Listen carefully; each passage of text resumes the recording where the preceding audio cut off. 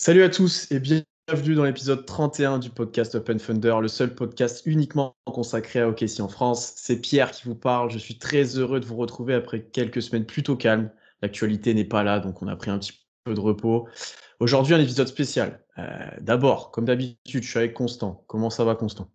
Bah, ça va très bien, très heureux de vous retrouver après ces 2 petites semaines de pause là. On a pris des vacances, mais on revient en force là. On revient avec le boss. Je suis ensuite avec Samson, que vous avez déjà entendu, qui est lui aussi sur le compte War Thunder. Comment ça va, Samson? Moi, ça va nickel. Ça fait un petit moment que j'étais pas intervenu parce que tout ce qui était Parce qu'il draft, n'a pas suivi la etc., draft globalement. c'est c'est c'est pas ma priorité. Mais du coup, voilà, un plaisir d'être de retour et puis voilà. Et on est trois aujourd'hui pour accueillir un invité très spécial, puisqu'on a la chance de recevoir quelqu'un que probablement toute la fanbase d'OKC en France connaît. Je pense qu'il n'y a même pas besoin de le présenter. C'est Bastien Trash Talk. Comment ça va, Bastien? Bah, ça va très bien, merci les gars, merci évidemment pour l'invitation.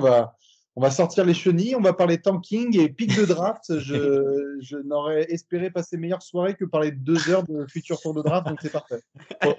On te remercie d'autant plus d'avoir accepté notre invitation pour parler de ça. Franchement, on aurait aimé parler d'autres choses et d'une équipe un peu plus compétitive, on te l'avoue. Là, C'est quand même le seul podcast où pendant 1 heure et demie, on va parler de tout sauf de terrain quand même. C'est incroyable. On est le seul compte à pouvoir faire ça en vrai. c'est ouais. Malheureusement, c'est votre réalité, mais ça va être intéressant d'en discuter parce Dieu sait s'il y a des équipes qui essaient de passer par là et qui se demandent si justement ils vont soit vraiment aller très très haut, soit un peu tituber. Donc il y a des vrais challenges. Mm. Ouais, et bah justement, si on a choisi de t'inviter aujourd'hui, Bastien aussi, c'est pas sans raison non plus. C'est parce qu'on voulait avoir un point de vue un petit peu extérieur sur la reconstruction qui se met en place à OKC depuis plus d'un an maintenant. Et c'est un point de vue d'ailleurs qui peut différer un peu entre les fans bah, comme nous qui suivons la franchise au quotidien et qui ont un avis très arrêté souvent, et les non-fans qui peuvent avoir bah, voilà, un avis différent sur le tanking, sur les joueurs aussi d'OKC. Donc ça va être intéressant à suivre. Globalement, on a eu beaucoup de comparaisons. Il commence à en avoir de plus en plus avec le process de Philadelphie il y a quelques temps maintenant, qui a plus ou moins marché. Ça, c'est un autre débat. Est-ce que pour toi, Bastien, déjà, cette reconstruction et cette demi-saison de tanking, voire plusieurs saisons qui arrivent, on ne sait pas, c'est quelque chose qui était nécessaire, voire obligatoire pour OKC, ou alors c'est vraiment quelque chose avec un grand risque qui, au final, n'apporte pas forcément grand-chose? Sur la demi-saison qui vient de se jouer ou Ouais, sur la... sur globalement le plan qui est mis en place. J'ai envie de dire déjà à partir de la demi-saison là, et puis peut-être Ouais, sur le futur, parce que je pense que la saison prochaine, on est parti aussi pour un tanking. Donc, ouais. Ah bon, Je, première nouvelle. je pense que globalement, bon, évidemment, comment ne pas parler de Sam Presti, dont on a prononcé le nom à plusieurs reprises. Je pense que ce qui est intéressant avec Sam Presti, vous l'avez vu au fil des années, c'est que lorsqu'il faut prendre des risques, il y va à fond. Et je pense qu'il n'y a pas, il y a rien de plus difficile pour des fans et pour une franchise d'être dans le ventre mou de la NBA. Soit on vise très très haut, ce qui a été le cas pour vous très très rapidement pendant la décennie précédente, soit on va très très bas. Et pour une raison qui est assez simple, c'est qu'aujourd'hui, si vous êtes general manager NBA, le sésame, vraiment l'espèce vraiment de bijoux à mettre sous les yeux des autres franchises, ce sont des pics de draft. Alors certains les utilisent pour drafter, mais d'autres les utilisent aussi pour créer des packages. On a vu comment ça s'est passé avec justement Westbrook lorsqu'il a été transféré. On a vu pareil pour Paul George du côté des Clippers. On a vu ce qui s'était passé avec Anthony Davis, avec Jrue Holiday. En gros, on hypothèque votre avenir contre des pics de draft, donc, pour récupérer justement une superstar. Et je crois qu'à ce jeu-là, Sam Presti tente, selon moi, une route qui est unique parce qu'elle est vraiment, et je tiens à préciser d'entrée, différente de celle du process de Philadelphie quand même. Parce que du côté de Philly, tu n'avais pas cette accumulation de first pick. Tu avais ce côté un petit peu, je trade beaucoup mes vétérans pour prendre des joueurs undrafted. Il y avait le cas avec Robert Covington et avec d'autres, même avec Jeremy Grant au début qu'on a récupéré en cours de route. Mais là, du côté de Casey, t'as pas cette volonté, entre guillemets, de tester en fait des joueurs. Tu peux tester, entre guillemets, mais tu as une volonté vraiment d'accumuler des pics, mais dans le premier tour et haut, en fait, je trouve. Ce qui diffère en soi du process. Ouais, tout à fait. Et puis il y a aussi des garçons. Enfin, il y a une différence aussi d'image. C'est que je pense que depuis l'arrivée du Thunder en NBA, s'il y a bien un truc qui est absolument indéniable, c'est le centre de formation d'OKC. Ouais. C'est-à-dire que tu as des gens qui passent et littéralement démarrent ou relancent leur carrière à OKC. Et à la différence de Philly, où tu étais un pit stop. Enfin, je veux dire, demander à Jalil Okafor ce qu'il est devenu en passant par Philadelphie, je suis désolé, mais moi, je considère que c'est un crime sportif. Et c'est non pas contre Jalil Okafor, mais je pense que c'était un garçon qui était bourré de talent. Et combien de fois on a vu des jeunes bourrés de talent tomber dans le mauvais endroit, où on l'a foutu avec du Nerlens Noel, avec du Joel Embiid, etc. Et où au final, c'était même plus du sportif. Alors que là, quelque part, à OKC, d'entrée, on vous dit, OK, filez-nous un tank, pas très bon shooter, mais extraordinaire défenseur qu'on va faire bosser. Et on a eu la saison dernière des matchs à 40 points de Luguensdorf. Il y a une formation. Et je trouve que de base, ça se diffère de ce qui s'est passé à Philadelphie, parce qu'à Philadelphie, ils se sont dit, OK, on va tanker, mais on veut une production immédiate. On veut Joel Embiid, rookie de l'année. Bon, ça a été Brogdon, mais ça aurait pu être lui. On veut Ben Simmons, rookie de l'année. On veut du first pick, first pick, first pick. Vous n'avez pas, pour le moment, de first pick, en tout cas le premier pick de la draft, j'ai envie de dire.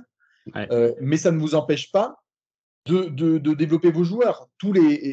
Allez voir les effectifs des Sixers des années précédentes. C'est une hécatombe sportive. Après, tu peux en faire un Time's Up, c'est extraordinaire parce qu'on sort des noms genre Tony Broughton, Jared Bayless. Jared Bayless et d'autres garçons comme ça. Et il y a des belles stories. Robert Covington, c'est un des noms qui émerge du process. Mais qu'on ne me dise pas qu'il est suivi par 15 pélos. C'est le seul mec qui a survécu à cette horreur. Bah, tu vois, tu as pris l'exemple de Jalil Okafor, mais même l'exemple de Markel Fultz. Markel Fultz, il est arrivé, il était très fort en sortie de NCAA, il est arrivé à Philly, il a fait 3 mois qui étaient catastrophiques, et 1 an et demi après, il partait à Orlando. Après, il y a un truc que moi j'aime bien prendre en compte aussi, c'est un très bon centre de formation, comme tu l'as dit au KC, mais je trouve que le choix des joueurs va aussi dans ce sens-là. Les paris ne sont pas faits n'importe comment. Enfin, c'est tout le temps des mecs avec une culture intéressante et un aspect mental très intéressant qui sont draftés. Un Dort qui a galéré, j'ai envie de dire, presque tout son cursus universitaire et même avant, qui est undrafted et que tu vas relancer, que tu vas responsabiliser, même quand il y avait Chris Paul, etc.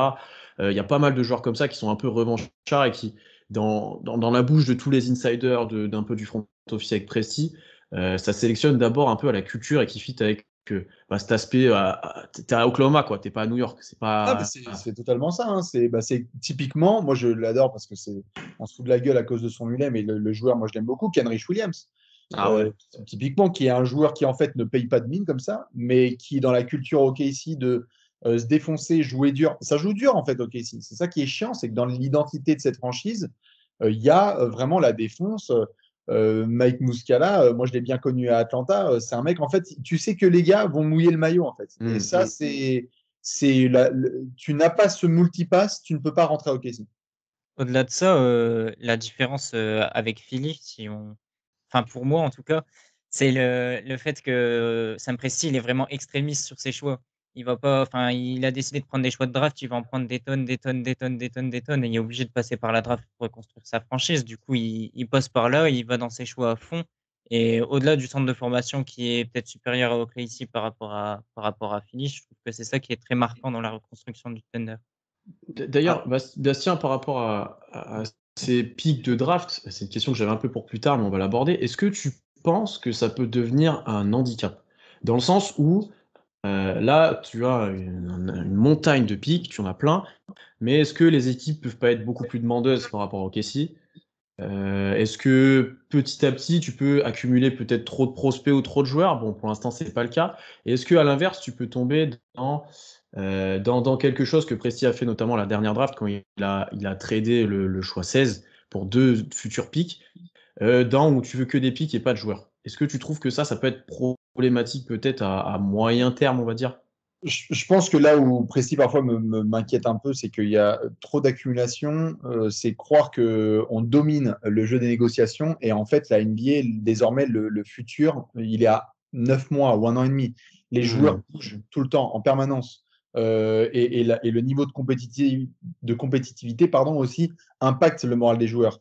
Des joueurs comme Luka Doncic et Zion Williamson, qui sont des superstars, hein, qu'on ne me fasse pas dire ce que j'ai pas dit, mais à peine ont-ils terminé leur contrat rookie qu'ils mentionnent déjà, ou il y a déjà des mentions d'insatisfaction au sein de la franchise. C'est donc qu'il faut faire très attention au fait que ce n'est pas parce qu'on a un joueur que du coup, tranquille, son contrat rookie va se développer, on va prendre la team option, il va être là et on va bien le dorloter comme il faut. Non, c'est ce qui fait d'ailleurs qu'il y a eu des rumeurs premières autour de Shai Gilgeous-Alexander. On peut les tacler comme on veut, mais le talent, il est indéniable. Mais par contre, merde, il y a des joueurs à Philly qui se sont dit, bah, moi, j'ai envie d'apprendre à gagner, en fait. Et c'est pas avec des pics de draft que je gagne des matchs. Donc, je crois que sur l'aspect d'accumuler trop de pics, je pense que c'est très bien d'avoir de la flexibilité parce que c'est devenu l'arme numéro un pour se reconstruire. Il faut être flexible. Il faut être flexible financièrement, parce qu'on n'a même pas encore parlé de fric, mais vous étiez dans une merde noire il y a 2 ans et demi. Je veux dire, c'était un scandale. Et c'est quelque chose d'ailleurs dont on ne parle pas assez avec Sam Presti, à mon sens, c'est qu'il y a eu aussi de la distribution de contrats où parfois on disait genre, bon, maintenant on se fout de la gueule des Pélicans avec Steven Adams, bon, qui l'ont refilé aux Grizzlies, mais je pense que vous avez bien toussé pendant quelques mois quand même. Oui, les 2 dernières années, là, c'était compliqué, mais même Enes Kanter à l'époque. Hein. Ouais. C'est ça, c'était compliqué. Donc, si tu veux, pour répondre à ta question, moi, je pense que je ne sais pas si ça va handicaper. Je pense que la logique et je pense que vous avez vu, qui est souvent racontée autour de Casey, la logique, c'est un petit peu une référence au baseball, c'est tu as envie d'avoir le maximum de balles qui sont données vers toi pour que tu tentes un home run. Et en fait, tu as beaucoup plus de chances de faire un home run si on te balance 37 balles que si on t'en balance 4, en fait. Mais il existe un scénario aussi où, en fait, un mec qui en a 6, il fait 2 sur 6, et un mec qui en a 37, il fait 2 sur 37. Et puis après, tu as le côté aussi des détails qui peuvent pas être gérés par Sam Presti. Typiquement, on l'a vu lors de la loterie. Lors de la loterie, on avait plus de 75% de chances de se retrouver avec un pic dans le top 5. Quasiment une chance sur 2 d'avoir 2 pics dans le top 5. Au final, on s'est retrouvé avec un choix 6. Il y a un moment où tu peux pas en fait accumuler des pics de draft. C'est bien, moi je trouve que c'est très bien parce qu'on le voit, un joueur comme Jrue Holiday qui est un joueur très fort, hein, on l'a vu lors des finales, mais qui est pas non plus un joueur du calibre d'Anthony Davis. Ne serait-ce que récupérer un joueur comme Jrue Holiday, il faut lâcher 4 ou 5 pics de draft. En fait, il y a une inflation des pics de draft qui a commencé au moment du trade de Paul George, je trouve. Et aujourd'hui, si tu veux récupérer une superstar, il faut lâcher un certain nombre de pics, ça devient hallucinant. Donc c'est bien d'avoir une certaine flexibilité, mais d'un certain côté, quand tu es OKC et que tu es une franchise qui ne peut pas signer de gros joueurs via la free agency, il te reste quoi pour avoir tes superstars? La draft. Mais la draft, en fait, ça dépend pas que de toi. Ça dépend d'un facteur qui est la loterie. Et on l'a vu cette année, t'as beau avoir fait une demi-saison dégueulasse pour maximiser tes chances, t'avais beau avoir le pic des Rockets qui potentiellement pouvait te revenir, tu t'es retrouvé à pic en 6. Non, bien sûr. Et d'ailleurs, ça me permet de parler d'un point qui est, je pense, assez important parce que je l'ai vu en front. Je ne vais pas cacher l'amour que j'ai pour mes petits Hawks et mes petits Piu-Piu, dont Trae Young, évidemment. Mais moi, si vous voulez, le truc que je trouve dommage, c'est que on a souvent, nous, tendance, derrière nos écrans et dans nos canapés, de regarder des reconstructions comme c'était des trucs normaux, etc. Oui, il y a des pics, et puis on verra la saison, et puis on va tanker, et puis voilà. Mais il y a des carrières en jeu, en fait. Et c'est là que moi, parfois, ça me travaille avec le Thunder, c'est que un mec comme Shai Gilgeous-Alexander, je pense que Trae Young, notamment, on a discuté en interne, et j'ai énormément aimé, et c'est pour ça que je dors tranquille, parce que tous les soirs, j'ai Travis Schlenk en général manager. C'est pas mal. C'est une jeune superstar qui a dit, moi, j'ai besoin de vous montrer que s'il y a un effectif compétitif, je peux faire des dingueries. Et je pense qu'un mec comme Trae Young, son image, il y a 1 an, elle était totalement différente parce qu'on disait, ça fait des stats dans le vide, son équipe n'ira jamais en playoff, c'est un mec qui fait le show, et bon, c'est une merdasse. Alors qu'aujourd'hui, après avoir été en finale de conférence, les Hawks vont avoir 20 matchs en antenne nationale. Et si je fais ce comparo, c'est parce qu'un mec comme Shai Gilgeous-Alexander, je pense que personne n'est en capacité de dire que ce mec n'est pas une potentielle superstar, mais que parce que ce sont des trajectoires de carrière, tu es obligé là de passer par cette reconstruction, et puis tu peux avoir un contrat comme jamais tu vas en retrouver dans l'histoire de ta vie ou des générations futures. Il vient de signer 170 millions de dollars, c'est des choses qui modifient votre avenir. Enfin, je veux dire, il marque la lignée de sa famille à tout jamais. Malheureusement, il y a aussi une carrière qui est en jeu, et pour un garçon comme Shai, je veux bien voir comment ça va se passer parce que Devin Booker, ça a été pareil. Des énormes performances dans des équipes qui étaient à chier ou qui avaient du mal avec leur reconstruction à passer un step jusqu'à ce qu'il y ait un nouveau management qui dise on arrête l'accumulation de pics et on essaye de faire quelque chose. Et il y en a qui sont vus comme des teubés. Je continuerai à rester dans le bateau de Karl Anthony Towns en disant que ce mec est un monstre mais qu'il est entouré d'un management de merde qui continue les reconstructions. Et donc, j'ai juste peur de ça pour certains. Pour Théo Malédon, pour Lugensdort, pour Shai Gilgeous-Alexander, pour de futurs gars, pour peut-être pour Josh Giddey, pour d'autres garçons qui, malheureusement, vont devoir peut-être être un peu utilisés comme des cartes FIFA, en fait, plutôt que des joueurs avec des vraies carrières à développer. Mais Après, justement, tous ces gars, ils sont encore ultra jeunes. Et Shea, là, il a encore un contrat. Il a le temps de se développer. Tu prenais l'exemple de Booker. Booker, au final, il y a eu le trade de Chris Paul et ça a changé toute sa franchise. Et maintenant, il est en capacité de jouer le titre et enfin, c'est bien mieux. Maintenant, sa carrière, elle est clairement lancée et il y a de quoi faire, quoi. Après, il n'y a pas Ah que oui, le travail de Chris Paul aussi. Il y a l'arrivée de Monty Williams, il y a c'est ça. DeAndre Ayton qui se Bien sûr. développe, il y a Michael Bridges, il y a Jay Crowder. Tu vois, Bastien, tu parlais d'Atlanta et du fait que Trae Young, d'un coup, est passé d'une équipe qui qui avait très peu de victoires à une équipe qui va en finale de conf. Mais je pense pas qu'OKC ait la capacité de signer des joueurs comme Danilo Gallinari et Bogdan Bogdanovic en free agency. Ce Bah, qu'Atlanta a pu faire en soi. je pense que si, mais en fait, et là, de toute façon, c'est pas le but à court terme, hein. Je pense que le but, là, Non. c'est de drafter le meilleur pick possible et d'essayer d'avoir un peu de chance à la loterie et ou d'avoir le nez fin parce qu'on rappellera jamais assez que Kawhi, c'est pick 10-15, Giannis, c'est pick 10-15, Klay Thompson, c'est pick 10-15. Chez, c'est un pick 13 en soi, hein. Tout à C'est pas un fait. pick. Tout à fait. Mais donc, ce que je veux dire par là, c'est que même si parfois il peut y avoir de la frustration de ne pas être top 3, tu peux toujours t'en sortir. Et ça, les grands general managers s'en sortent parce qu'ils ont le nez. Et donc, notamment, on verra jusqu'où va aller Josh Giddey. Mais par rapport à ce que tu mentionnes, moi je ne dis pas que vous êtes capable de signer des Danilo Gallinari, etc. Parce qu'il faut être compétitif un minimum. Et il faut avoir un petit peu de sous et montrer ce que ça peut donner. Mais là, c'est pas l'objectif. Moi, ce que je voulais juste dire, c'est attention à la narration qu'il va y avoir autour d'un garçon comme Shai Gilgeous-Alexander, qui a formidablement démarré sa carrière, mais qui, parce qu'il ne peut pas non plus métamorphoser sa franchise, peut se retrouver peut-être plusieurs années dans la merde. Certains s'en sortent, Devin Booker, bel alignement des planètes. Certains, Karl Anthony Towns, bon, pas tout à fait la même, quoi. Donc tu serais plutôt dans l'optique, du coup, entre guillemets, de construire autour de chez, genre de prendre des joueurs qui fit bien avec lui, voire des potentiels plutôt role-players. Tu vois, si on parle de la dernière draft, un Kispert par exemple, des joueurs comme ça. Ou alors est-ce que tu continues d'accumuler des talents, comme il a été fait à la dernière draft du coup avec Guidi, voilà, ou des joueurs comme ça. Est-ce que tu te bases en gros sur cette petite structure que tu as avec Malédon que tu as cité, Dort, chez peut-être beaucoup dans le futur, etc. Ou est-ce que tu fais encore des paris à tout va en essayant d'avoir le meilleur talent possible, même si ça va un peu empiéter sur les plates-bandes des autres joueurs que tu as déjà? Ouais, je pense que c'est tôt. Je pense que c'est tôt, et notamment sur un aspect assez simple, c'est que Devin Booker, dès sa troisième saison, il plantait 70 points dans un match NBA. Et en fait, on s'est regardé. Enfin, je veux dire, j'adore Shai Gilgeous-Alexander, mais il ne fait pas encore ça.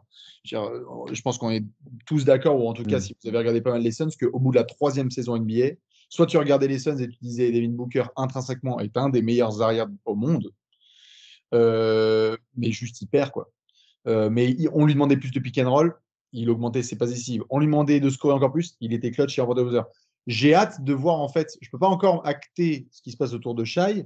Moi, je pense que j'ai hâte de voir ce que peut donner une nouvelle saison en tant que patron, à la fois au Mhm. scoring, mais toujours développer encore plus son jeu. J'ai hâte de voir aussi ce que peut donner une nouvelle saison en tant que patron et leader, c'est-à-dire, c'est qui Shai Gilgeous-Alexander? C'est un mec qui fait des grosses stats ou c'est un mec un peu vénère? Parce il y a différents radiants. Il y a le radiant Devin Booker où en fait le mec il dit moi j'en ai putain de marre, maintenant je veux gagner, donc je tape du poing sur la table et arrêtez vos conneries. Ou alors un peu plus Karl Anthony Towns, sympathique, gentil, Mhm. dont certains se tapent avec parce qu'ils sentent qu'ils peuvent aller un petit peu sous sa peau. Et du coup, on peut abuser un petit peu de toi, quoi. Je veux bien voir quel est le caractère qui se développe de Shai, parce que dans les skills et dans le jeu, je pense qu'il est capable d'être une superstar. Est-ce qu'on va avoir en fait ces espèces de matchs que vous avez certainement vus avec les KD, Westbrook, Harden, etc., qui sont des matchs en quoi? Ça va être sa quatrième saison, là, Shai? Ouais. Mhm. Quatrième. Est-ce qu'il y a des matchs où en fait, on est en plein mois de février là, il est à 29 points à la fin du troisième quart, le Thunder est à 13 points de retard. Et en fait, il finit à 45 points. Vous voyez ce genre de truc, Ouais. c'est des moments qui marquent en fait. Et c'est des moments qui marquent pas que les fans, etc. c'est le moment où les managements entiers se disent genre, wow, on a discuté avec des coachs, on a discuté avec des adversaires et ils ont dit là, c'était un match de superstar en fait. Et j'aimerais bien en voir un peu plus de la part de Shai. Bah, t'as un match la saison dernière pour moi qui représente ça, c'est le match contre les Spurs en retour de All-Star Break, où il n'a Ouais. pas été élu All-Star, où il plante 42 points. Où là, pour le coup, t'as un vrai match de Shea où il dit ok, non, je suis capable, j'aurais dû être All-Star. Ça dépend, mais en tout cas, il avait les stats largement pour être All-Star. Et là où il fait vraiment un gros match, un statement game où il dit je suis capable de mettre 40 points en fait. C'est ça. Après, dans le leadership, moi je trouve, après, nous on voit tous les matchs, donc forcément, tu vois, on suit la franchise, les insiders, etc. Donc on voit peut-être plus de trucs que je sais que le fan NBA global qui s'intéresse de près au Thunder, mais pas autant que nous. Mais moi je trouve que tu parlais, tu vois, du côté de Devin Booker en disant ça me vénère, j'en ai marre de perdre, j'ai envie de gagner, ça me fait chier. Donc un petit peu de leadership, tu vois, en soi, de tenir ce genre de discours. Et en même temps, le côté Karl Anthony Towns, de rester gentil et courtois, je trouve que Shea, sur ce qu'il a montré sur sa première saison en tant que patron, il a montré un petit peu des deux, en fait. Je trouve qu'il a, sur certaines séquences, il a vraiment montré un côté leadership. T'entends les déclarations de Darius Bazley et de Lugensdort en conférence de presse de fin de saison, où ils soulignent l'apport qu'a eu Chris Paul dans le leadership de Shea.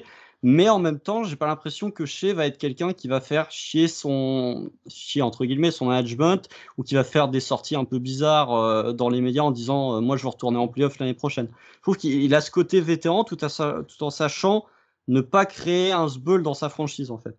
Ben, c'est pour ça que j'ai besoin de temps avant de m'exprimer sur Shai, parce que c'est un formidable joueur, mais ce que cherche la NBA, ce que cherchent les managers, ce sont des alphas.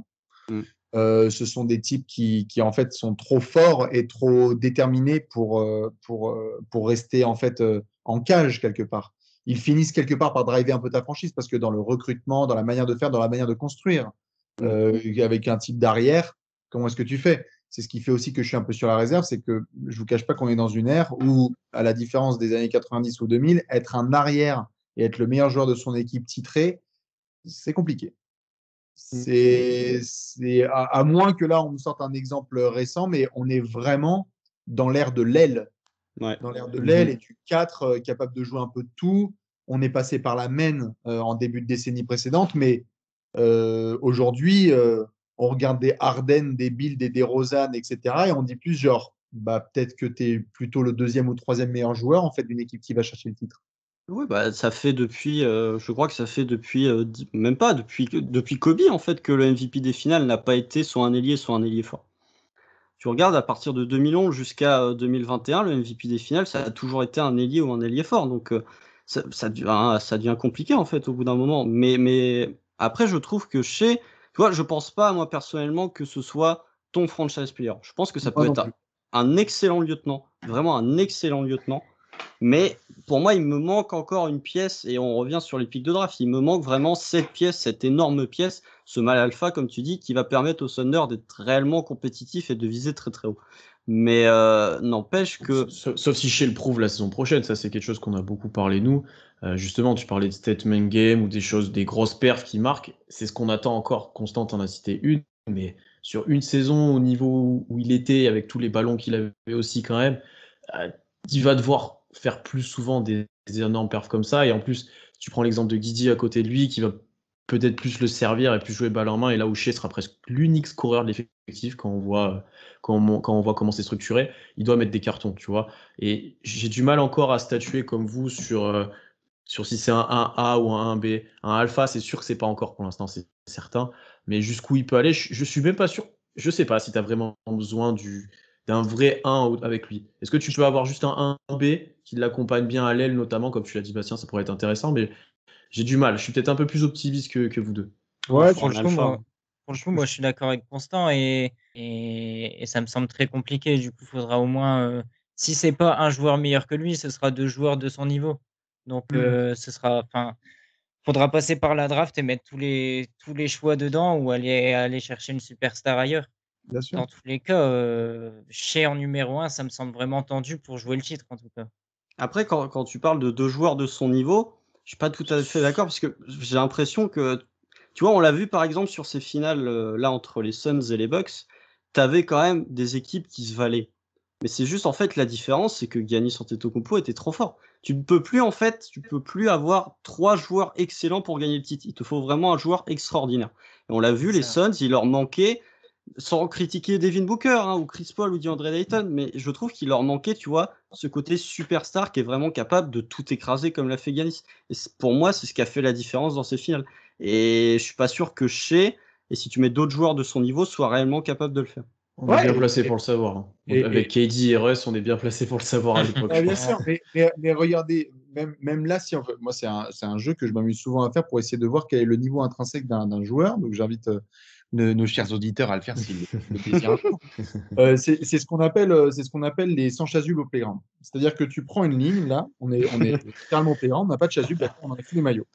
Et tu mets Shai Gilgeous-Alexander, Zach LaVine, et il m'en faudra un troisième. Ja Morant. Non, il me faudra plus un arrière. Bill, non, c'est un peu trop.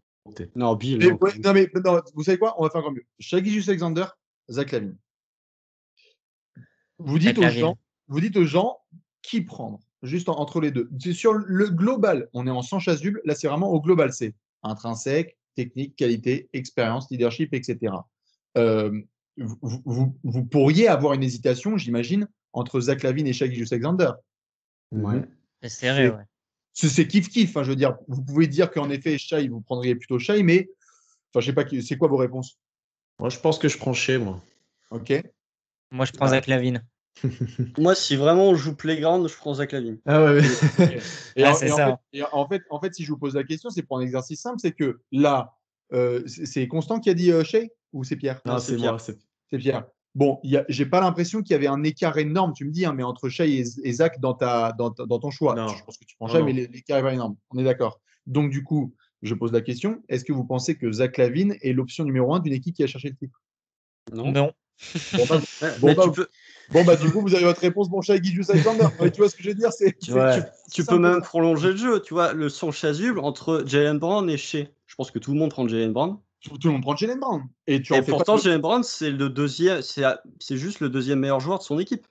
D'une équipe qui essaye d'aller, qui essaye de chatouiller le meilleur de l'Est. Donc, c'est pour ça qu'il faut laisser du temps à Shai Gilgeous, essayer de voir quel est son niveau, jusqu'où il peut aller. Et parfois, ça passe par un bel alignement des planètes, et parfois, ça passe juste par des saisons statements. Il y a des saisons où il y a des mecs qui arrivent, genre, on a regardé, l'alignement des planètes a fait que Wade a eu très très tôt Shaq dans sa carrière. Mais il y a un moment où lui, il a tapé du poing sur la table, il a fait sa saison 2009. Il a été arrêtez de me faire chier, je vais être meilleur marqueur, meilleur défenseur, meilleur contreur, meilleur machin, meilleur truc, et juste vous n'allez rien pouvoir faire. Et peut-être qu'il faut l'année 4 ou 5 de Shai, dans laquelle il nous montre juste que c'est un mec qui peut mener une franchise, en fait. Après, quand tu vois la première partie de saison de Casey, juste avant qu'il se blesse, puisqu'il a quand même loupé la moitié de la saison, elle n'est pas si horrible que ça. Hein. En termes de bilan, je parle. Je crois qu'OKC est à 16-19 au moment où Shea joue plus de la saison. Tu vois, on peut se dire que effectivement 16-19, c'est pas un bilan incroyable, c'est pas un bilan qui est dégueulasse non plus quand tu sais que tu as Horford qui joue un match sur 2, que George Hill en a joué à peine 10 et que tout le reste c'était du Kenrich Williams, du Poku qui était un fake sur la première partie de saison, du Darius Bazley qui confirmait pas, et qu'en gros le deuxième meilleur joueur de KC au moment où Shea dominait c'était Lou Dort, et le troisième c'était Théo Malédon qui était un rookie drafté au second tour. Et malgré ça, tu avais quand même une franchise qui était en 16-19, parce que tu avais Shea qui faisait quand même si statistiquement, tu vois, il n'y avait pas des gros cartons, tu sentais que c'était quand même lui qui faisait que le Thunder était en fait trop fort pour être dans les pires bilans de la NBA, mais en même temps pas assez fort pour être dans les tout meilleurs bilans. Bien sûr. Et tu as des stats qui font aussi que tu as une projection qui est intéressante avec Shea. C'est par exemple le pourcentage de paniers qu'il met sans passe décisive qui était à 80%, je crois, le plus haut de la ligue, qui était au niveau de Doncic, etc. Enfin, il y a pas mal de petits trucs que tu te dis, il y a peut-être quand même moyen de faire quelque chose, peut-être de construire autour de lui, en tout cas avec le contrat max. Presti a l'air quand même d'envoyer un message en mode on compte quand même sur toi. J'ai du mal à voir ce contrat max juste comme un futur asset. Tu vois, Oh non. Non, mais on va l'échanger contre le Pit Cat à la draft l'année prochaine, c'est pas ça les rumeurs, non. Et puis après, c'est aussi des jeux de politique, hein, donc il faut aussi rappeler que si Shai, qui est la pièce numéro 1 du transfert de Paul George, et n'est pas prolongé dans la foulée, Sam Presti, avec tout l'amour qu'on a pour lui, il finit avec une corde autour du cou le lendemain matin. Ah bah oui, c'est sûr. clairement. Tu peux pas ne pas prolonger ce mec. Et tu peux pas l'échanger même tout court. hein. Tout court. Tu peux pas. Tu peux pas. C'est la dernière. C'est l'espèce d'espoir. C'est ce qui fait d'ailleurs que, à bien des moments, à 4 heures où ça va vous faire chier en plein mois de mars dans les Thunder, il va vous faire lever, en fait, parce que ce sont des joueurs qui transcendent, en fait. Ouais. Constant, tu disais que c'était pas tout mal en début de saison, etc. Et qu'on pouvait même, à ce moment-là, on se posait la question après le All-Star break si on pouvait viser les playoffs ou le play-in. La différence, elle est quand même immense entre faire 8e et jouer le titre. Donc, Oui, encore une fois, la ça différence. suffira pas. Quoi. Non, mais ça suffira pas, mais la différence est immense. Tu vois, genre, pour parler du niveau de Shea, c'était quand même un mec qui faisait que ta franchise était trop forte pour tanker. Donc imagine, à partir du moment où tu vas commencer à mettre des bons joueurs, un petit peu comme Trae Young, à partir du moment, je dis pas que les deux ont le même niveau, mais je dis juste que Trae Young et Shea étaient des joueurs qui, au moment où leurs deux équipes étaient dans un processus de reconstruction, étaient trop forts pour tanker. Du coup, Atlanta, qu'est-ce qu'ils ont fait? Ils ont accéléré le processus de reconstruction en récupérant, en carottant les Rockets pour récupérer Clint Capella, en signant du Bogdanovic et du Danilo Gallinari en free agency, et un an plus tard, ils étaient en finale de conf. Je dis juste que Shea, en fait, est-ce qu'il peut pas, s'il est vraiment fort, tu vois, s'il y a une saison, par exemple la saison prochaine, même si ça gagne pas énormément de matchs, tu vois que Shea est très fort, est-ce que ça peut pas forcer, entre guillemets, Sam Presti, à se dire, ok, Shea est trop fort, en fait, je peux pas me permettre de perdre 2 années de plus, je vais accélérer ma reconstruction pour lui mettre des joueurs forts. C'est là où, Ça malheureusement, se tient. alors ça se tient, mais c'est là où, malheureusement, il y a un truc. Et je pense que Shai, il devrait vite prendre le numéro de Damian Lillard parce que s'il se retrouve dans cette situation, il faudra qu'il l'appelle très très vite. C'est que quand tu es Atlanta, le fait de pouvoir ne pas satisfaire les envies de Trae Young fait que s'il terminait son contrat rookie, il pouvait aller voir ailleurs. Alors que là, tu as verrouillé Shai Gilgeous-Alexander. Ouais. Donc c'est toi qui décides ce que tu en fais. Et c'est horrible, la NBA, elle fonctionne comme ça, et patati et patata. Mais Damian Lillard, il peut hurler, il peut taper contre les murs, etc. Si Neil Olshey, il dit, gros, je te transférerai quand je te transférerai, je te transférerai quand je te transférerai. Et c'est là-dessus où, parfois, taper du poing sur la table, c'est ce qui s'est passé avec Devin Booker, où en fait, ils ont dit, genre, OK, qu'est-ce qu'il dit là? Lui, il dit que lui et Ayton, ils veulent retourner en playoff, que c'est du Shaq et Kobe 2.0, qu'ils ont des grosses ambitions, mais qu'il signera s'il y a, de la part du management, des vraies promesses d'amélioration, d'arrêter le bullshit. Et là-dessus, l'espèce de carotte de Shai de les gars, il faut vraiment m'aider. Tu peux être OK et dire ouais, enfin, mec, on a tout le temps, non? On a signé 5 ans. Ouais, mais après, le fait, justement, tu vois, nous, quand on a vu la prolongation de Shea, on a vu que la 5e année était garantie, tu vois, il n'y avait pas de player option. Est-ce que pour toi, c'est pas justement la preuve que Shea, en prenant cette 5e année, a confiance dans le fait que le management d'OKC va tout faire pour lui donner un avenir plus ou moins radieux dans les années à venir? Ouais, J'imagine. ça veut dire qu'il a confiance en soi. Oui, j'imagine. Après, tu sais, les négociations de contrat, ça, c'est nous, on en fait nos lectures, mais après, c'est surtout Ouais. des histoires entre agents, de savoir Oui. qu'est-ce qui est garanti, pas garanti, quelles sont les carottes que tu arrives à avoir, parce que les copains qui sont dans sa classe, je crois qu'ils ont pris un bonus que lui n'aura pas, en fait. C'est-à-dire que Trae Young et Luka Doncic, typiquement, ils ont pu monter jusqu'à 200 millions, si je dis pas de bêtises. Ouais, 208. Ouais. Voilà, et Shai, il reste à 170. Après, en soi, il peut avoir la petite clause qui fait que. Hein. La clause, elle est comprise. Il faut une All-NBA pour avoir le Supermax. Ouais, voilà, il faut que. Mais en tout cas, pour les autres, là, Ouais. c'est déjà acté. Ils sont tranquilles. Ils se disent, vas-y, c'est bon, on va être All-NBA au calme. Mais comment est-ce que tu es All-NBA si tu es 14e de la conférence ouest? Parce que je veux dire, c'est trop compliqué. Et donc, c'est en ça que parfois, les dernières années de contrat, oui, je suis d'accord que, à mon avis, Shai, il se dit, je suis dans une franchise qui a envie de créer quelque chose de grand, mais puisqu'on parlait tout à l'heure, c'est un peu pour boucler la boucle, hein, puisqu'on parlait tout à l'heure de process, je ne sais pas si vous vous souvenez ou si vous avez vu les premiers matchs de Joel Embiid avec Philly. Mais en fait, quand Embiid est arrivé à Philadelphie, à la fin du premier quart-temps, on savait que ça allait être une dinguerie. Le premier match de Joel Embiid, il est contre nous. Le premier match, c'est contre OKC ou c'est contre Houston? C'est contre nous à Philly. C'est contre vous avec un fadeaway, la jumper en tournant là sur Steven Adams, etc. On est bien d'accord. Et il jouait 15 minutes, 20 minutes en Et plus. il jouait C'était 15-20 vraiment, minutes. Mais je pense que vous en souvenez, il y avait une espèce de truc de folie. Il n'y avait pas encore Ben Simmons, il allait être drafté la saison suivante. Donc c'était littéralement Dario Saric, Robert Covington et Joel. Mais les gens voyaient Joel et se disaient, OK, on a déjà on a un truc qui est sûr et certain. Après, on va essayer de construire autour, mais on a déjà un truc qui est sûr et certain. Et je crois que c'est pas tout à fait une phrase qu'on peut dire du côté d'OKC. C'est Même ça, encore une fois, pour moi, on parle pas de joueurs de même calibre. Là. Embiid et Shea, ça n'a quand même rien à voir. Tu domines complètement avec Embiid et ce sera peut-être jamais le cas avec Shea, même si je l'espère, je pense que ça va être compliqué. mais d'où la nécessité de ramener un mal alpha, en fait. Tu peux avoir un alpha, tu peux avoir aussi, et ça va être un point que je vais surveiller de très très près, beaucoup plus que l'utilisation des pics, ce sont des vétérans. C'est-à-dire que vous pouvez demander, pareil, hein, on va vous filer des numéros de téléphone, le numéro de téléphone de Ricky Rubio, qui a fait sa carrière à Minnesota, sans le moindre vétéran, en fait. Littéralement, il a eu une année, une demi-année, hein, comme Towns, il a eu une demi-année de Kevin Garnett, là, quand c'était la toute fin, mais bon, c'était le bordel avec KG et les Wolves, je pense que vous l'avez vu suffisamment. Oui, Euh, oui.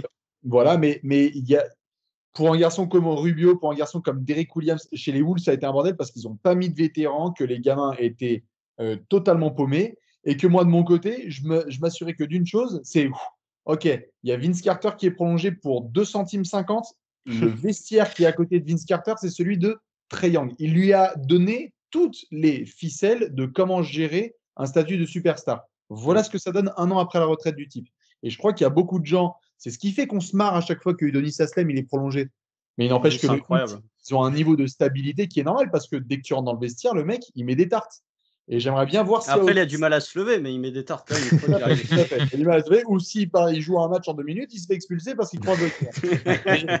Mais c'est vrai que pour OKC, là, il y a eu du Chris Paul qui est passé. Il y a eu un peu de Al Horford, mais il faut qu'il y ait quelqu'un aussi qui soit là et qui accepte, je veux dire, peut-être le joueur le plus emblématique, vous, de votre franchise. C'est triste, hein, mais en tout cas sur la durée et qui a été énorme dans l'identité, c'est Nick Collison. C'est un mec qui est là et qui s'assurait, quoi qu'il arrive, que le vestiaire il était carré, que l'identité du Thunder elle était respectée. Et ça, je veux bien voir quel va être le prochain OKC parce qu'il n'existe pas à l'heure actuelle. Ouais. Est-ce que pour Collison toi- est dans le front office maintenant, mais du coup, il n'y a pas de joueur, effectivement. Est-ce que pour toi, c'est nécessaire d'avoir un joueur comme ça ou est-ce que le fait d'avoir eu Chris Paul avant, ça suffit aux jeunes qui sont déjà présents à avoir été bien encadrés et du coup à avoir pris en main ces choses-là?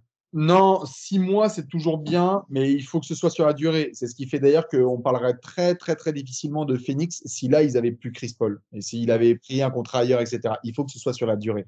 Il faut que tu aies le Alonzo Mourning qui a formé Udonis Haslem, qui lui va former Bam Adebayo. Et ces mecs vont devenir des tauliers. Et tu as des franchises où tu as des tauliers. Ce sont des mecs qui s'assurent juste que le truc soit carré. Et comme par hasard, les franchises les plus stables, ce sont les franchises où il y a des tauliers en permanence. Et je crois que c'est un aspect, au-delà des jeunes, au-delà des balles de ping-pong et des pics de draft, qu'il faudra surveiller parce que le meilleur apprentissage, c'est sur le terrain et avec les darons.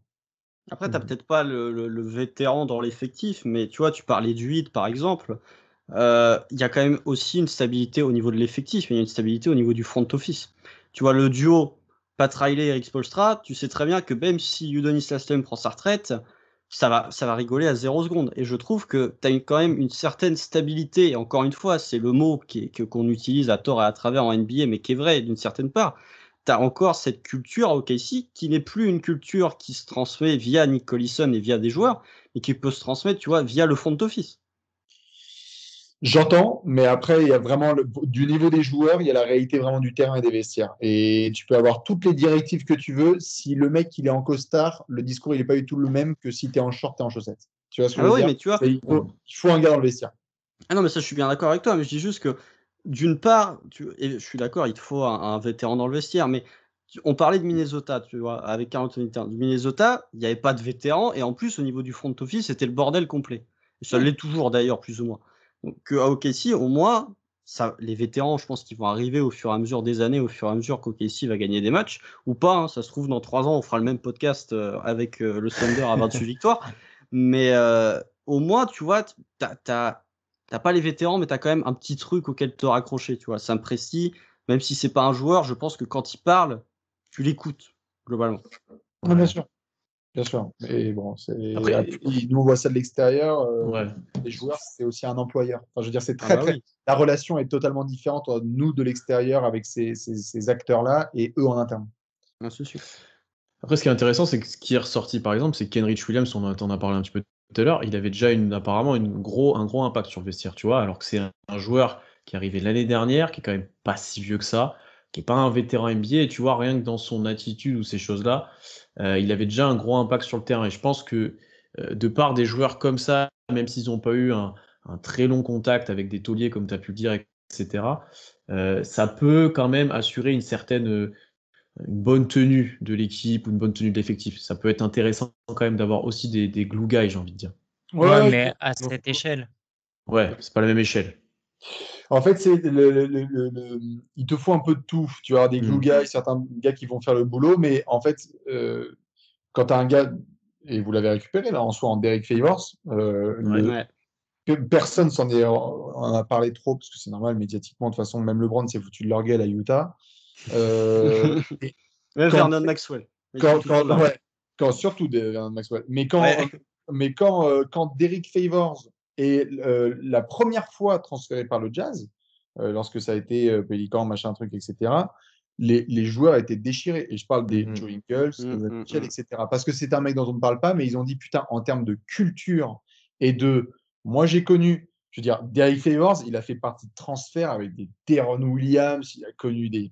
Enfin, je veux dire, il a les peines croisées du Jerry Stone. Il a connu des choses qui sont vraiment importantes. Il a collaboré aussi avec des gros vétérans. Le mec, il a joué avec des Boris Dio, il a joué avec des Gordon Hayward, avec des gars dans tous les sens, des Joe Johnson, quand ils ont eu des grosses saisons aussi du côté d'Utah. Je crois qu'un mec comme Derek Favors, c'est important. Ce qu'il faut aussi, c'est pas juste avoir un mec qui a 34 ans parce qu'il a 34 ans, mais il faut surtout un mec qui a 34 ans et qui a connu en fait la finale de conf et qui sait à quoi ça ressemble quand tu es le 14 janvier et que tu te ramènes après 3 jours bien fatigants, et que tu traînes les pattes parce que c'est ton road trip à la con, là, que tu en as marre, tu as juste envie d'entrer à la maison et tu es dans une salle hyper hostile, là, il faut qu'il y ait un mec qui ait connu ça, en fait, et qui sache dire à ce moment-là, oh putain, les gars, on se réveille là, on se reprend, on va voir les bons mots. Et ça, Derek Favors remplit ce rôle, et je crois qu'il va bien le faire cette année. Je pense que plus d'une fois, il va être vénéré pour ça, s'il reste. Euh, et ensuite, il faudra surveiller ceux que vous avez signés parce que c'est trop important pour la formation. Même d'un point de vue de mentoring, je trouve que Derek Favors, c'est quand même une vraie bonne pièce, un vrai bon ajout. Au-delà du pic de draft qui a été récupéré, je trouve qu'effectivement, comme tu l'as dit, au moment où son trade a été annoncé, toute la fanbase de Utah n'avait que de la reconnaissance pour ce qu'avait apporté Derek Favors. Et je trouve que, tu vois, ne serait-ce que même pour beaucoup, mais pour un Darius Bazley, pour un Jeremy Robinson-Earl, je trouve que d'avoir un mentoring de Derek Favors, c'est probablement, à l'échelle d'OKC actuellement de la reconstruction, c'est probablement l'une des meilleures choses qui puisse leur arriver. C'est ça. C'était une très bonne nouvelle, moi, quand je l'ai vu arriver, parce que je me suis dit, OK, case vétéran, check. Check. Je veux dire, c'est même pas en plus comme si tu pouvais compter sur un coach qui pouvait se ramener à chaque temps mort avec des bagues et dire, hé, les mecs, moi, j'ai connu les finales de. Non, non, non. C'est clair. Même ton coach, il est lui aussi en dépucelage, excusez-moi de l'expression, mais même ton coach, il est un peu aussi en genre, wow, là, c'est mon premier road trip. Là, c'est mon premier back-to-back. Là, c'est la première fois que mon siège il est un petit peu chaud là parce que je commence à avoir des rumeurs. Donc, c'est important d'avoir ces gars-là parce que tu n'as pas cette figure d'autorité et elle ne peut pas être en costard ou avec des lunettes dans le front office. Il faut que ce soit dans le vestiaire. On l'a vu du côté d'Atlanta, tu vois, par exemple, si on peut faire un parallèle, Lloyd Pierce, quand c'était la reconstruction, ça allait, tu vois, il n'y avait pas de critique, etc. Par contre, à partir du moment où Atlanta s'est mis à viser plus haut, là, il y a eu le siège qui a commencé à chauffer, et dès qu'il a été remplacé par Nate McMillan, qui est un coach qu'on peut critiquer, etc., mais qui a quand même plus d'expérience, parce que même s'il était coach au Sonic, c'est pour vous dire l'expérience de Nate McMillan, là, ça s'est mis à filer droit. Donc, tu vois, Mark Daigneault, là, ça va. Tu vois, on n'a pas de critique à lui formuler. Mais effectivement, si OKC, dans 1, 2, 3, 4, 5 ans, commence à viser plus haut, si ça ne suit pas, peut-être que Mark Daigneault est le coach de la reconstruction du Thunder, mais qu'à partir du moment où tu vas changer d'objectif, il sera peut-être plus le coach adapté pour ça. C'est même très probable. Et c'est la tendance qu'il y a en ce moment en NBA parce que on le disait en intro, c'est soit très très bas, soit très très haut. Red Brown, merci cordialement. Doc Rivers, bon, bien joué Philly, hein, super. Ah, magnifique. Très Kenny excellent Atkinson. choix. Mais Kenny Atkinson, Steve Nash, merci cordialement. Et il y a plein de transitions qui sont comme ça. Quelque part, d'ailleurs, on verra pour les Clippers, mais si ça se trouve, enfin, ou pour le Jazz d'ailleurs, dont on parle pas, et peut-être qu'on va en parler par la suite et qu'on sera là genre en mode merci Quinn Snyder, bonjour Intel. Et que ça se trouve, ça fera une différence. Là, ils vont voir ce que ça donne à Boston. Cordialement, Brad Stevens, mais peut-être qu'on a envie de passer un cap et d'avoir un coach qui fasse cette différence. Merci Mark Jackson, bonjour Steve Kerr. Il y a plein d'exemples comme ça, en fait, dans l'histoire, où on voit, et surtout dans l'histoire récente, où on voit des coachs qui s'occupent de mettre les bases, et ensuite, juste merci d'avoir fait le boulot. Là, on va passer au cap supérieur. Et donc, Marc Daigneault, on va voir ce que ça donne, mais j'ai pas le sentiment qu'il va devenir le nouveau Eric Spoelstra. Et si ça se trouve, on va sortir cette séquence dans 12 ans quand il aura 2 titres. mais que je crois pas que c'est le coordinateur vidéo out of nowhere qui va devenir un futur Hall of Famer. Après, est-ce qu'on pensait que Spoelstra allait devenir Spoelstra? Non. Genre McDaniel, ça fait qu'une saison, donc en soi. Oui, c'est pour ça, ça se trouve, ce sera le cas, mais j'ai plus l'impression que la tendance, ça devient de plus en plus rare. Ouais, mais ça, je suis d'accord. D'avoir des gars comme ça. Frank Vogel a démarré à Indiana, on s'est dit, wow, out of fucking nowhere, d'où vient ce mec? Enfin, je veux dire, Frank Vogel, il n'a pas d'historique NBA, il n'a pas de page Wikipédia, d'où il vient. Genre, comment ça se passe avec Frank Vogel? Et puis, une fois qu'il est passé par Indy, il est passé par Orlando, et puis les Lakers lui ont refilé une chance, et voilà ce que ça a donné. Même Jason Kidd en soi. Jason Kidd aux Bucks qui a développé, Ouais. qui a fait ce qu'il a pu avec les Bucks. Par contre, à partir du moment où il est parti de Milwaukee, où ils ont pris Mike Budenholzer, où ils ont pris un vrai coach, Giannis est devenu 2 fois MVP consécutivement. Et les Bucks étaient tout en haut de la conférence Est. C'est ça. J'avais un autre sujet un peu à aborder avec toi, Bastien. C'était plutôt une question de timeline. D'ailleurs, timeline, le nouveau surnom de chez, d'ailleurs, qu'on a validé entre nous. Parce que on en a parlé un petit peu du coup avec Shea, il pourra être peut-être un peu impatient au bout d'un moment, parce que tu as des pics qui se projettent jusqu'en 2028 ou 29 maintenant, parce que tu paries sur des jeunes joueurs, souvent les plus jeunes de la draft et qui ont beaucoup de travail devant eux, Poku, Guidi, etc. Et aussi, il y a ce point de vue fan qu'on oublie parfois, sachant qu'OKC a presque, comme tu l'as dit, je crois, au tout début de podcast, jamais connu de vraie période tanking ou disette depuis que la franchise avait déménagé, et du coup avoir 1 ou 2 ans, et après c'était tout le temps dans le très haut de la conférence Ouest avec KD, avec Russ, etc. Même là, on voit très vite qu'une demi-saison de tanking, ça commence de peser dans les cerveaux des fans, etc., alors que c'est très peu au final. Est-ce que pour toi, jusqu'à quand on doit être patient en fait, et jusqu'à quand ça va durer? Est-ce que tu as une idée? Nous, on parle souvent de 2-3 ans. Dans 2-3 ans, tu auras Shea en plein milieu de son gros contrat, tu auras les jeunes qui seront développés, tu auras fait des choix sur eux aussi, est-ce que tu les gardes ou pas? Tu auras sûrement drafté quelques hauts choix de draft aussi, donc c'est un peu notre vision, mais je ne sais pas si tu as la même. J'ai envie de dire 2-3 ans, oui. Pareil, après, moi, souvent, lorsqu'il est question de parler de reconstruction et pour bien analyser les reconstructions de franchises et surtout les pics à venir de chaque franchise, il faut monter tout en haut. C'est-à-dire, est-ce que le proprio, ça va? Est-ce que le proprio, là, actuellement, je ne sais plus qui c'est à OKC. Clay Bennett. Clay Bennett. Oui, c'est toujours Clay Bennett. Bon, félicitations, vous avez le jackpot. Mais j'ai pas été fouiné, je referai mes recherches là-dessus, etc. Mais juste savoir quelle est la situation au niveau du propriétaire. Ensuite, c'est à la vice-présidence et au général manager. Est-ce que c'est stable, etc. Est-ce qu'on garde le même truc? Parce que là, mine de rien, stabilité, Troy Weaver, il est parti là. Donc, stabilité, certes, ok, mais ça bouge. Ça bouge quand même. Ça bouge un peu en interne. Même cet été. Et même cet été encore, il y a eu du mouvement, j'imagine, en interne. Ouais, il y a eu quoi? Nick Collison, typiquement, qui a été monté, promu, qui est arrivé dans le staff. Voilà. Il y a eu des réorganisations, même au niveau du scouting l'année dernière, donc ça bouge un petit peu. Coach, tu vois, il y a des coachs qui sont montés aussi, Eric Maynor par exemple, qui devient un peu plus important. C'est ça. Putain, quelle légende, Eric Maynor, extraordinaire. Ah bah ouais. Incroyable, putain, il aurait dû faire une bien meilleure carrière, mais ça, c'est un autre podcast. Mais pour le coup, pour moi, il faut descendre comme ça au fur et à mesure. Et donc, une fois que c'est assez stable, tu te dis, OK, tu en as pour peut-être 2, 3, 4 ans. Quand tu es Philly et que tu es en 2015, tu te dis que tu es à peut-être 2-3 ans, mais en fait, ça fait 5-6 aujourd'hui. Alors après, ça dépend aussi quels sont vos objectifs.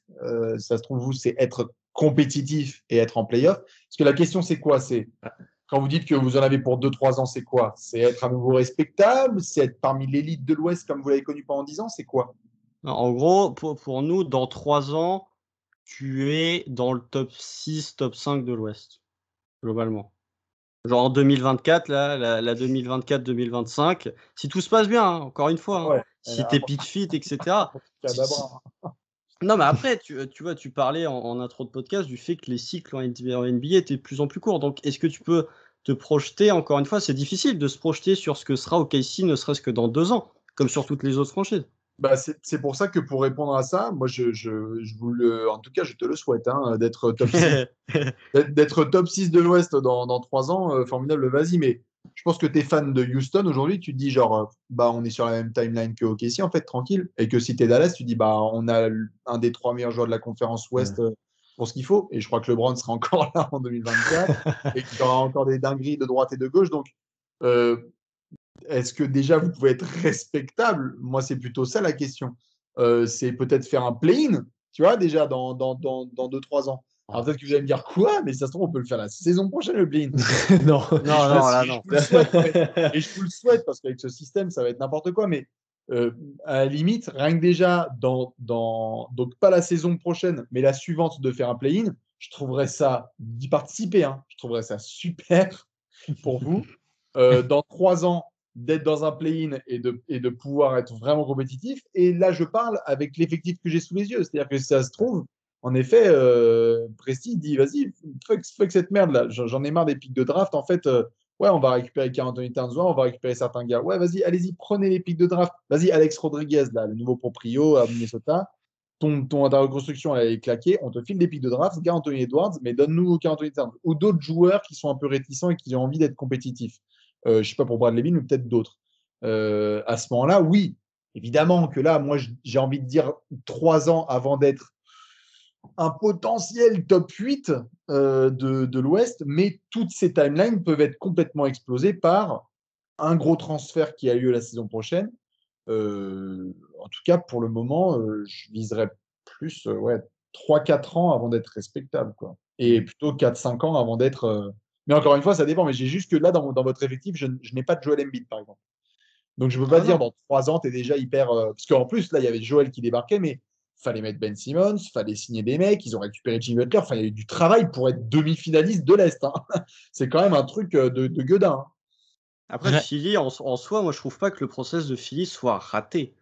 Non, Le process est une réussite jusqu'au tir de Kawhi, en soi. Bien Et sûr. l'intersaison de merde qu'a suivi après avec Tobias Harris à Horford. Pour moi, Tout à si Philly avait poursuivi dans cette optique même s'il ne voulait pas forcément rester à Philly, mais à partir du moment où tu avais Jimmy Butler, Ben Simmons, Joel Embiid et Tobias Harris, pour moi, le process était une réussite. C'est ce qui a été fait ensuite du process par des gens qui n'étaient pas Saminki qui a fait foirer tout le bordel. Ah, tout à fait. Mais tu vois, quand on refait les comparaisons là tout à l'heure, et dédicace à notre cher Billy Donovan du côté de Chicago, si on regarde notamment la reconstruction, etc.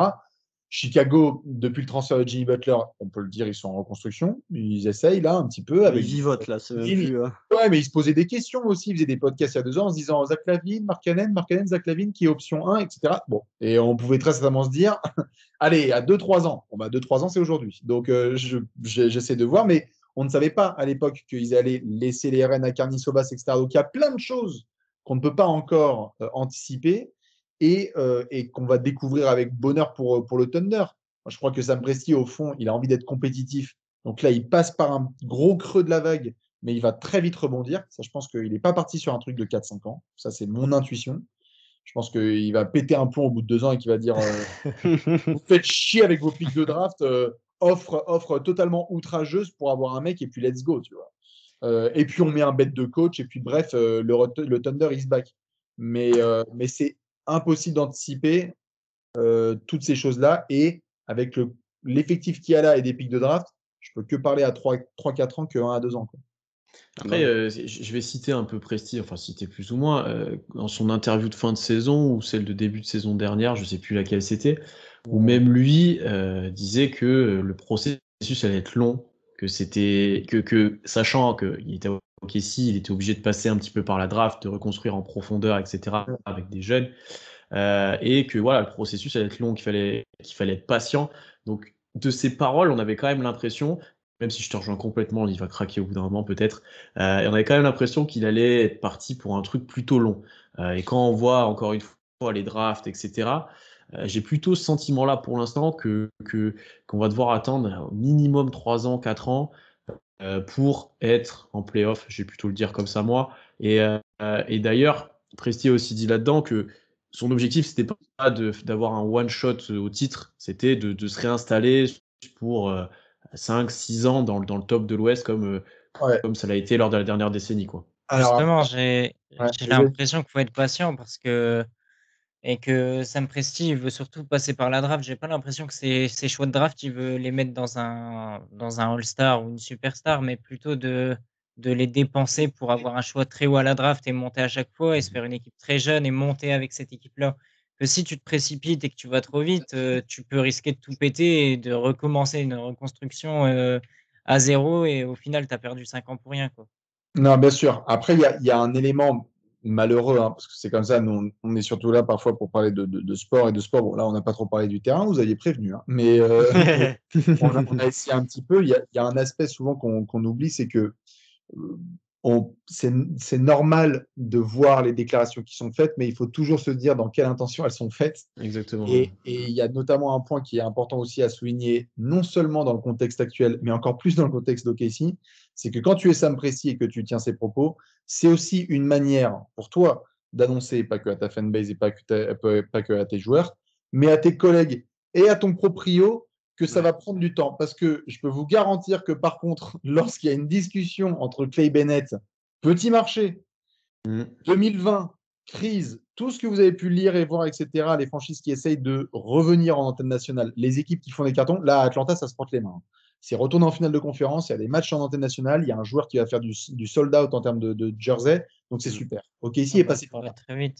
Mais c'est un petit marché, OKC, même s'il y a beaucoup d'habitants et une grosse passion autour de ça. Et oui, tu peux être un général manager qui dit ça va prendre du temps, mais les textos, c'est absolument pas cela. Donc, c'est aussi une manière logique d'utiliser les médias pour envoyer. C'est normal, hein, ça fait partie du jeu de la NBA, et c'est pour ça que c'est la ligue la plus puissante au monde. Hein. Mais c'est aussi de la part du management de dire ouais, Clay, j'ai entendu.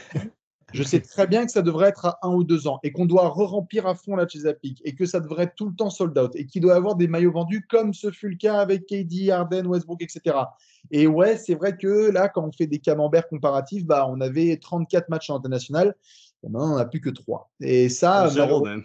Ou 0 même, exactement. Mais du coup, si je mentionne ça, c'est parce que parfois on a tendance, et c'est logique, de regarder les déclarations et dire oh, t'as vu, il a dit ça. Mais en fait, il y a tellement de stratégies et de politiques derrière que moi, en tout cas, la lecture que j'ai notamment de ses propos, c'est qu'il y a du vrai, ça va prendre du temps, mais c'est aussi ouais, laisse-moi tranquille, laisse-moi travailler un peu tranquille parce que si tu penses que je vais reconstruire ça en 2 ans, ouais, j'ai pris des décisions là avec Paul George, Westbrook, etc.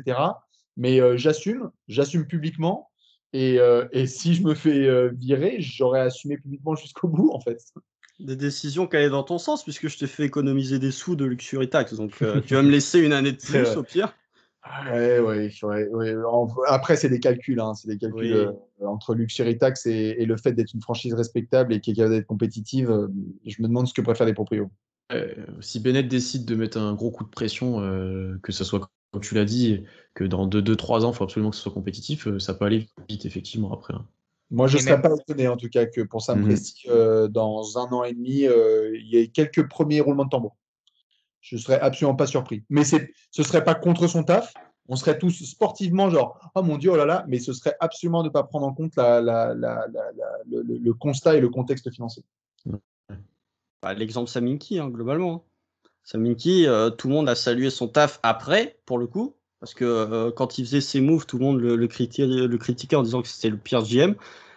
Mais au final, lui, il savait ce qu'il faisait, c'est juste qu'au-dessus, on lui a pas laissé le temps d'accomplir vraiment ce qu'il voulait faire jusqu'au bout. Ouais. Et il y a des franchises là, comme on en parlera dans les 30 previews, où t'es les Cavs, ils sont pas censés avoir un effectif ultra compétitif, mais la directive, donc c'est pas Kobe Altman, c'est Dan Gilbert. La directive, c'est quand même de dire on va être compétitif, donc ne touchez pas à Colin Sexton, ramenez du vétéran, soyons compétitifs. parce que tu envoies un message à tes fans, ça consomme du maillot, ça va dans la salle, ça remet un peu de buzz, et donc ça remet un peu de beurre dans les épinards, quoi. Et il y a beaucoup de franchises qui vont se battre là sur les prochains mois pour mettre du beurre dans les épinards, parce qu'en 1 an et demi, bah, il y en a qui ont pris sacrément cher, quoi.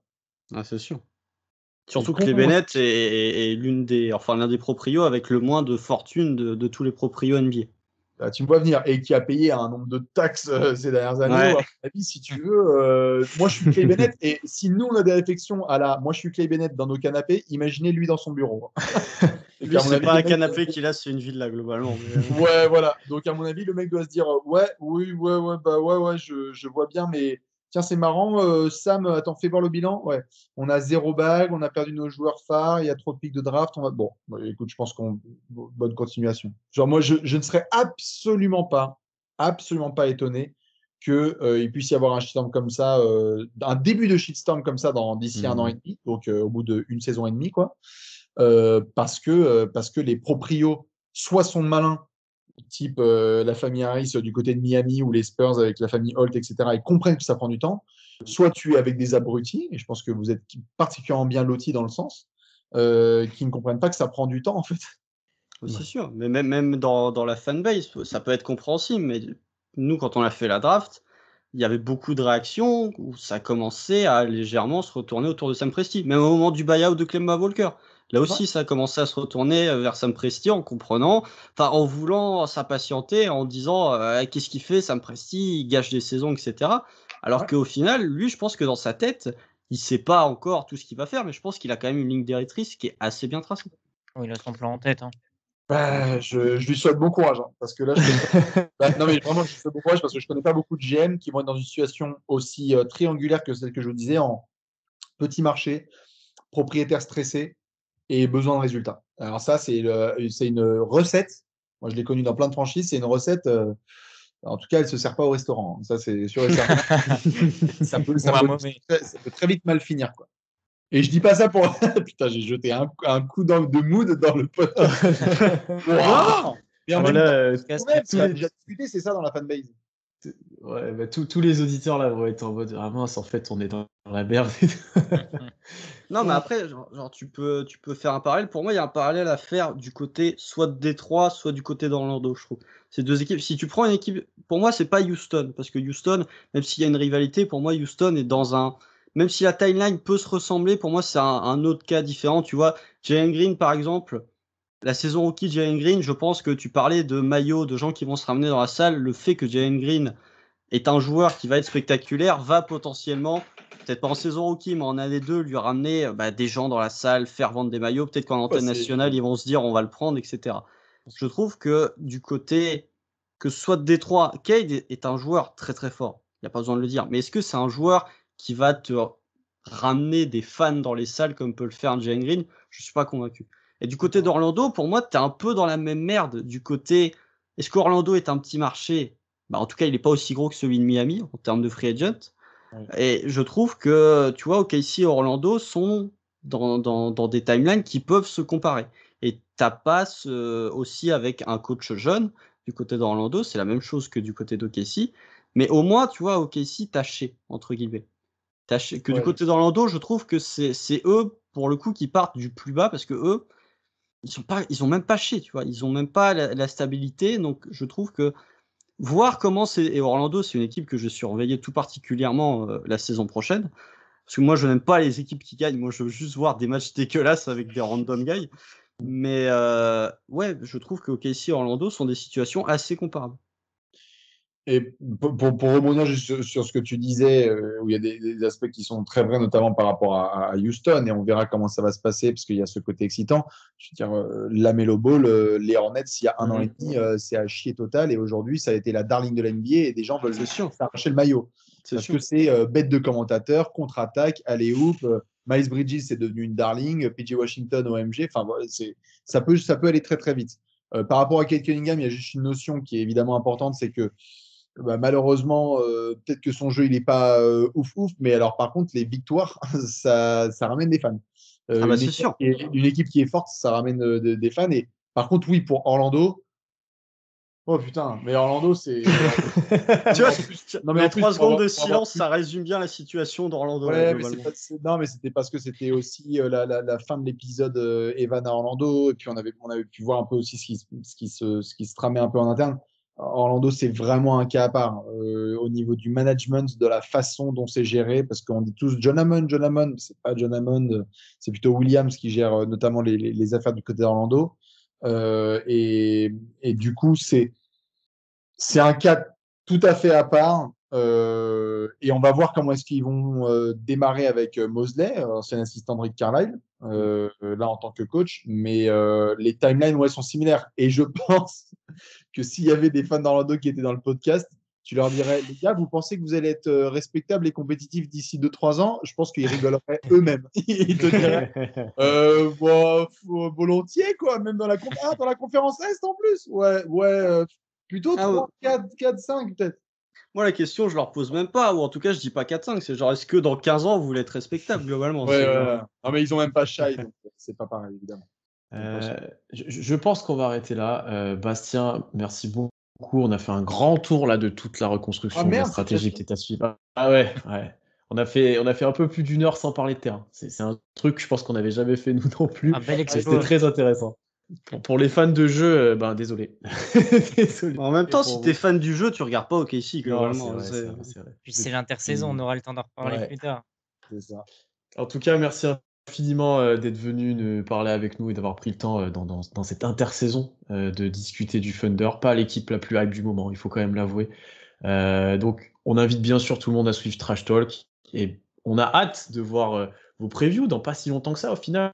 Et on sait que celle d'OKC, elle sera pas forcément très positive, on imagine, donc on a hâte de voir ça. Très rapide, elle va arriver très rapidement. Ah bah globalement, ouais, il y aura pas longtemps à attendre pour avoir la note, hein. Ça c'est sûr. Ouais, là-dessus, vous allez vous régaler. Non, mais en tout cas, merci pour l'invitation, évidemment. Et à ceux qui écoutent, surtout bon courage et tenez bon, parce que il y a un truc qui est très dur. Non, mais il y a un truc qui est très dur, c'est la reconstruction. Par contre, il y a un truc qui est très fort, et ça, vous allez devoir malheureusement passer par là, et c'est très bien.